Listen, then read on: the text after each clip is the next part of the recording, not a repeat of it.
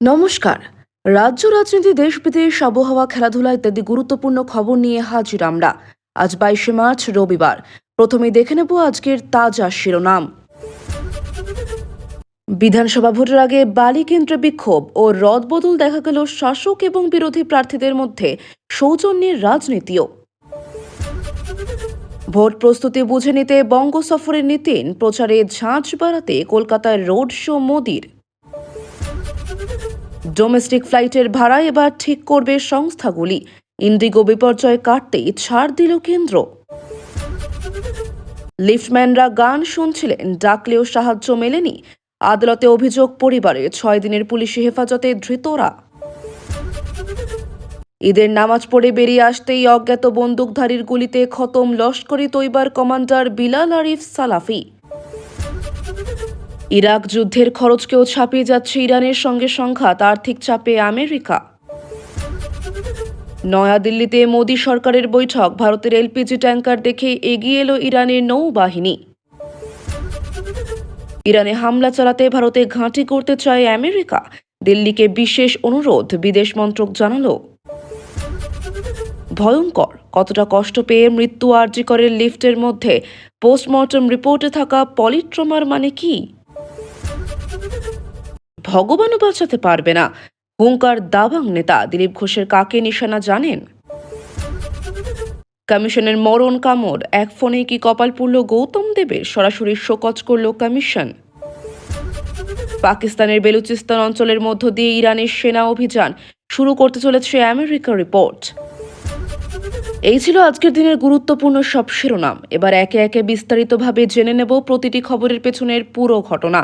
আমাদের ভিডিও ভালো লাগলে অবশ্যই সাবস্ক্রাইব করবেন এবং লাইক শেয়ার করে আগামী দিনে এগিয়ে যাওয়ার অনুপ্রেরণা দেবেন। শনিবার বালি কেন্দ্রের বিজেপি প্রার্থী সঞ্জয় সিংহকে পছন্দ না হওয়ায় ক্ষুব্ধ বিজেপি কর্মীরা বিক্ষোভ দেখানোর পাশাপাশি দল ছেড়ে তৃণমূলে যোগদান করেন। কয়েক ঘন্টা আগে বিজেপি কর্মীদের হাতে দলীয় পতাকা তুলে দেন তৃণমূল প্রার্থী কৈলাস মিশ্র। বালি কেন্দ্রের বিজেপি প্রার্থী সঞ্জয় সিংহের সঙ্গে দেখা হতেই জড়িয়ে ধরলেন তৃণমূল প্রার্থী কৈলাস মিশ্র। রাজ্যে ভোটের দামামা বেজে গিয়েছে। ইতিমধ্যেই শাসক ও বিরোধী শিবির প্রার্থী তালিকার একটা বড় অংশ ঘোষণা করে দিয়েছে। জোর কদমে শুরু হয়েছে প্রচার। এর মধ্যেই বালি কেন্দ্রে বিজেপি প্রার্থীকে পছন্দ না হওয়ায় কর্মীদের মধ্যে বিক্ষোভ দেখা গিয়েছে। কেউ কেউ আবার করলেন দল বদল। পাশাপাশি সেখানে দেখা গেল শাসক ও পদ্ম শিবিরের প্রার্থীদের মধ্যে সৌজন্যের রাজনীতিও। শনিবার বালি কেন্দ্রের বিজেপি প্রার্থী সঞ্জয় সিংহকে পছন্দ না হওয়ায় ক্ষুব্ধ বিজেপি কর্মীরা বিক্ষোভ দেখানোর পাশাপাশি দল ছেড়ে তৃণমূলে যোগদান করেন। কয়েক ঘন্টা আগে বিজেপি কর্মীদের হাতে দলীয় পতাকা তুলে দেন তৃণমূল প্রার্থী কৈলাস মিশ্র। আর সন্ধ্যায় প্রচারে বেরিয়ে বিজেপি প্রার্থী সঞ্জয়ের সঙ্গে দেখা হতেই একে অন্যকে জড়িয়ে ধরলেন। সৌজন্যের এই রাজনীতি দেখা গেল বালি বিধানসভা কেন্দ্রে। পরিবর্তনের ডাক দিলেও বঙ্গে তৃণমূলের গভীর শিকড় উপড়ে ফেলা সহজ নয়। বঙ্গে বিজেপি নেতৃত্বের বডি ল্যাঙ্গুয়েজ যতই আগ্রাসী হোক না কেন, এই বাস্তব সত্যটা ভালোই বোঝে দিল্লি। তাই শুভেন্দুদের গাল ভরা গল্পের সঙ্গে বাস্তব পরিস্থিতি যাচাই করে নিতে আগামী সপ্তাহে রাজ্যে আসছেন বিজেপির সর্বভারতীয় সভাপতি নীতিন নবীন, এমনটাই জানা গেছে গেরুয়া শিবিরের তরফে। পাশাপাশি বঙ্গে প্রচারের ঝাঁঝ বাড়াতে কোমর বেঁধে মাঠে নামছেন খোদ প্রধানমন্ত্রী নরেন্দ্র মোদী। রাজ্যে একাধিক সভার পাশাপাশি কলকাতায় রোড শো করবেন তিনি। শোনা যাচ্ছে উত্তর কলকাতায় হবে এই রোড শো। 23 ও 29 এপ্রিল বঙ্গে 2 দফায় বঙ্গে হতে চলেছে বিধানসভা নির্বাচন। ইতিমধ্যে সিংহভাগ কেন্দ্রে প্রার্থীও দিয়ে দিয়েছে বিজেপি।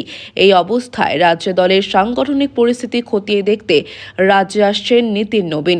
বিজেপি সূত্রে জানা যাচ্ছে 24 থেকে 26শে মার্চের মধ্যেই হতে চলেছে এই সফর। জানা যাচ্ছে এই সফরে রাজ্যে দলের সাংগঠনিক শক্তি বাজিয়ে দেখতে ম্যারাথন বৈঠক করবেন বিজেপির সভাপতি। আলাদা করে বৈঠক হবে রাজ্যের 5টি সাংগঠনিক জোনের নেতৃত্বের সঙ্গে। নীতিন ফিরে যাওয়ার পরই শুরু হবে হাই ভোল্টেজ প্রচার অভিযান। গোটা রাজ্য জুড়ে প্রচারে ঝাঁপাবেন মোদী শাহরা। ইন্ডিগো বিপর্যয়ের পর বিমান ভাড়া বাড়িয়েছিল অন্যান্য বিমান সংস্থাগুলি। কয়েক মাসের মধ্যে কেন্দ্রীয় অসামরিক বিমান মন্ত্রক দেশের অভ্যন্তরীণ উড়ানের জন্য অস্থায়ীভাবে আনা ভাড়া নিয়ন্ত্রণের অধিকার তুলে নিয়েছে।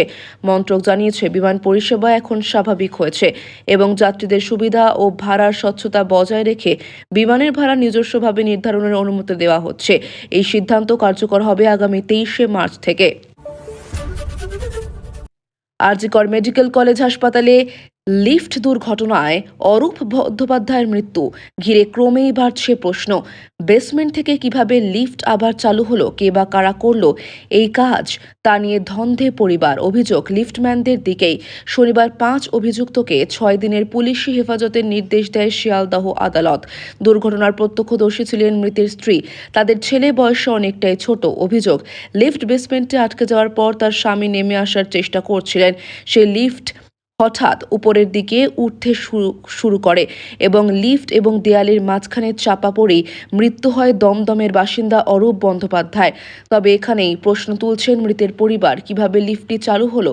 নিহতের পরিবারের আইনজীবীর দাবি, বেসমেন্টে আটকে থাকার সময় একতলায় থাকা আত্মীয়রা সাহায্য চাইছিল।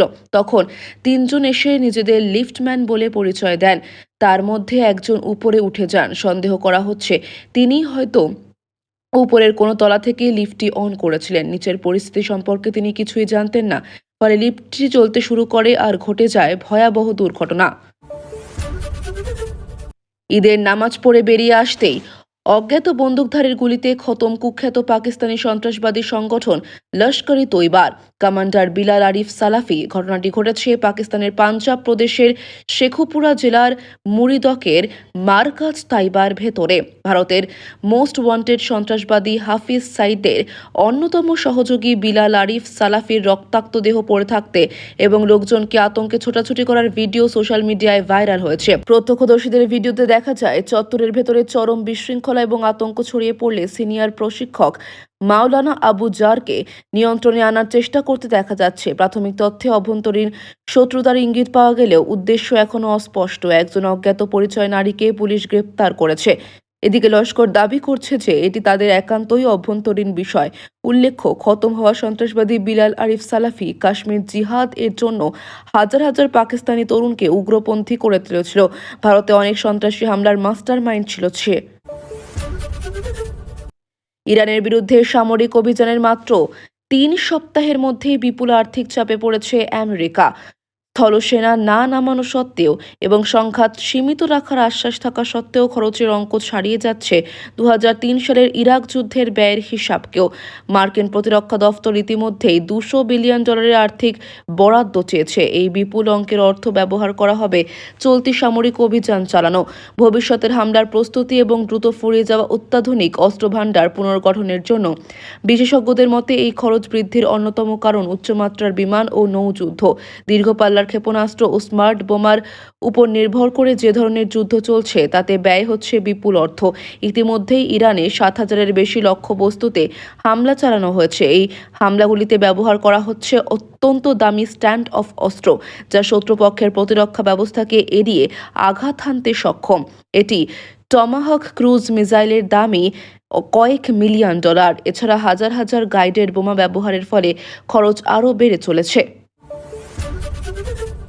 বিশ্বের বেশিরভাগ দেশ ছাড়পত্র না পেলেও ভারতের জন্য ব্যতিক্রমিক সিদ্ধান্ত নিল ইরান। হরমুজ প্রণালী দিয়ে ভারতের এলপিজি ট্যাঙ্কারকে নিরাপদ জলসীমায় পৌঁছে দিয়েছে ইরানের নৌবাহিনী। সম্প্রতি একটি রিপোর্টে উঠে এসেছে এই তথ্য। আমেরিকা, ইসরায়েল ও ইরানের মধ্যে ক্রমবর্ধমান উত্তেজনার মাঝে বিরল ঘটনা ঘটল হরমুজ প্রণালীতে, যেখানে আটকে পড়া একটি ভারতীয় এলপিজি ট্যাঙ্কারকে গত সপ্তাহে বিশেষ নিরাপত্তায় পার করে দিয়েছে ইরানের নৌবাহিনী। ব্লুমবার্গের একটি সাম্প্রতিক প্রতিবেদনে এই তথ্য জানানো হয়েছে। রিপোর্টে বলা হয়েছে, নয়াদিল্লির উচ্চ পর্যায়ের কূটনৈতিক আলোচনার পর ইরান সরকার এই ভারতীয় জাহাজটিকে নির্দিষ্ট একটি করিডোর দিয়ে যাওয়ার অনুমতি দেয়। ইরানের উপর হামলা চালাতে উপসাগরীয় দেশে নিজেদের ঘাঁটিগুলি ব্যবহার করছে আমেরিকা। নয় নয় করে সেই যুদ্ধ এসে পৌঁছেছে ভারতের দোরগোড়াতেও। ভারত মহাসাগরের ইতিমধ্যেই ইরানের জাহাজ ডুবিয়ে দিয়েছে আমেরিকা। আবার ভারত মহাসাগরে আমেরিকা ও ব্রিটেনের ঘাঁটিতে আঘাত হেনেছে ইরানও। এমন পরিস্থিতিতে ইরানের বিরুদ্ধে যুদ্ধে ভারতকেও আমেরিকা ঘাঁটি হিসেবে ব্যবহার করতে চাইছে বলে খবর ছড়িয়েছিল। সেই নিয়ে এবার মুখ খুলল ভারতের বিদেশ মন্ত্রক।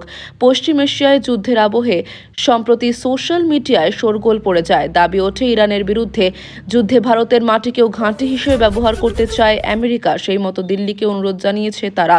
2016 সালে স্বাক্ষরিত এলইএমওআ সামরিক চুক্তির আওতায় পরস্পরের সামরিক ঘাঁটি ব্যবহারের বিষয়টিকে তুলে ধরা হয়েছে।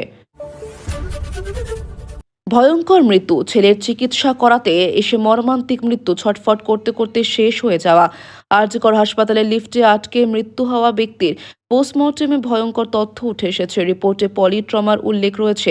এই পলিট্রমা মৃত্যুর সময় শরীরের ভেতর কোন কোন অঙ্গ ক্ষতিগ্রস্ত হয়েছিল অরূপ বন্দ্যোপাধ্যায়ের, সেটা জেনে নেওয়া যাক। লিফটে কি ঘটে? অরূপ বন্দ্যোপাধ্যায় ও তার স্ত্রী ও ছেলেকে নিয়ে লিফটে করে দোতলা থেকে 7 তলায় উঠছিলেন। হঠাৎই লিফট দোতলা পার হওয়ার পর যান্ত্রিক গোলযোগ দেখা যায় এবং সেটি আচমকা নিচের দিকে নামতে শুরু করে। কিছুক্ষণের মধ্যেই লিফট সোজা বেসমেন্টে গিয়ে থামে এবং দরজা খুলে যায়। কিন্তু সেখানেই বিপত্তি। বেসমেন্টে লিফটের সামনে লোহার গ্রিলের তালা লাগানো ছিল। পরে লিফটের ভেতরে আটকে পড়েন 3 জনই। শুধু তাই নয়, বেসমেন্টে নামার সিঁড়ির গেটেও তখন তালা ঝুলছিল। ফলে প্রায় 1 ঘন্টা ধরে তারা লিফটের ভিতরে আটকে থাকেন। অভিযোগ, এই দীর্ঘ সময়ের মধ্যে হাসপাতালের কোনো কর্মী বা পুলিশ এসে তালা খুলে তাদের উদ্ধার করার চেষ্টা করেননি। চরম আতঙ্কের মধ্যে পড়ে অরূপ লিফটের 2 দরজার মাঝখান দিয়ে বেরোনোর চেষ্টা শুরু করেন। এই সময় আচমকাই লিফটের দরজা বন্ধ হয়ে যায় এবং সেই উপরের দিকে উঠতে থাকে। দরজার মধ্যে আটকে পড়েন অরূপ বন্দ্যোপাধ্যায়। তার শরীরের একটি অংশ লিফটের ভেতরে এবং বাকি অংশ বাইরে আটকে যায়। লিফট উপরে উঠতে থাকায় তিনি বাইরের দেওয়ালে ধাক্কা খেয়ে গুরুতরভাবে জখম হন। লিফটটি বেসমেন্ট থেকে 1 তলা পর্যন্ত পুরোপুরি উঠতে না পারায় মাঝপথে আবার আটকে যায় এবং কিছুক্ষণ পর আবার নিচে বেসমেন্টে নেমে আসে। তখন গুরুতর জখম অবস্থায় লিফটের মেঝেতে পড়ে যান অরূপ বন্দ্যোপাধ্যায়। ময়নাতদন্তের প্রাথমিক রিপোর্টে মৃত্যুর কারণ হিসেবে পলিট্রমার উল্লেখ করা হয়েছে। কি সেই পলিট্রমা? একাধিক আঘাতের কারণে মৃত্যু হয়েছে অরূপ বন্দ্যোপাধ্যায়। ময়নাতদন্তের প্রাথমিক রিপোর্টে বলা হয়েছে তার পাঁজরের বেশিরভাগ হাড় ভেঙে গেছে, হাতের হাড়, পায়ের হাড় ভেঙেছে, ফুসফুস ফেটে গেছে, আঘাত লেগেছে হৃদযন্ত্র, লিভারেও। সব মিলিয়ে ভয়াবহ মৃত্যু।